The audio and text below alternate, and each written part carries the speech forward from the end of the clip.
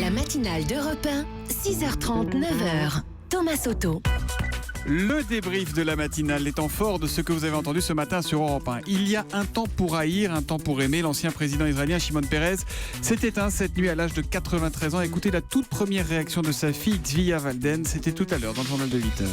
Il a toujours été un homme de paix, mais avant qu'il ne passe à l'action active pour la paix, et il croyait qu'il était absolument convaincu qu'Israël devait avoir une force suffisamment grande et importante pour pouvoir passer au stade de la paix. L'État d'Israël, c'était pour lui un miracle.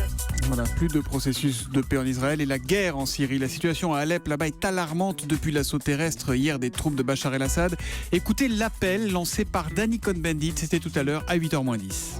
J'appelle qu'on descende dans la rue, SOS Syrie, SOS Alep. On ne peut pas laisser faire ce qu'il se fait, sinon nous sommes les complices de Vladimir Poutine. Et alors, Marine Le Pen, Jean-Luc Mélenchon et tout cela ont raison, nous sommes les alliés de Poutine contre les Syriens.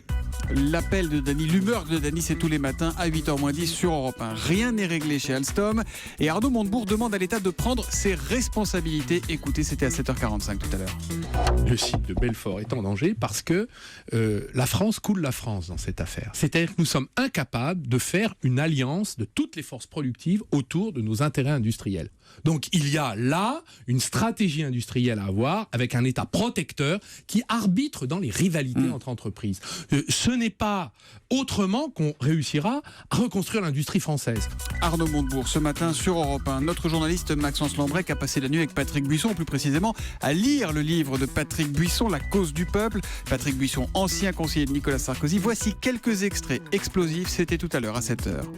Qu'est-ce que je vais foutre en Guyane, ces 200 000 habitants, dont la moitié d'analphabètes? Je veux mourir riche. Tony Blair me dit qu'il se fait payer $240 000 par conférence. Je suis sûr que je peux faire mieux.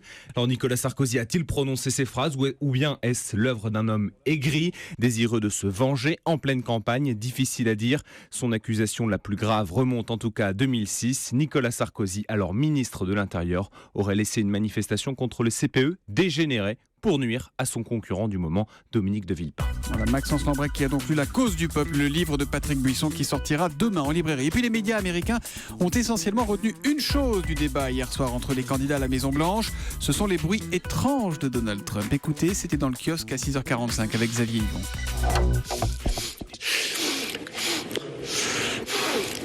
Elle a refilé son rhume à Donald Trump ou quoi? Alors non, Donald Trump a nié avoir un rhume ou une pneumonie.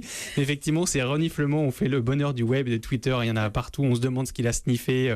On fait des compilations, comme vous venez d'entendre. Et donc Donald Trump a dit non, je ne suis pas enrhumé. Tout ça, c'est de la faute du micro qui était défectueux.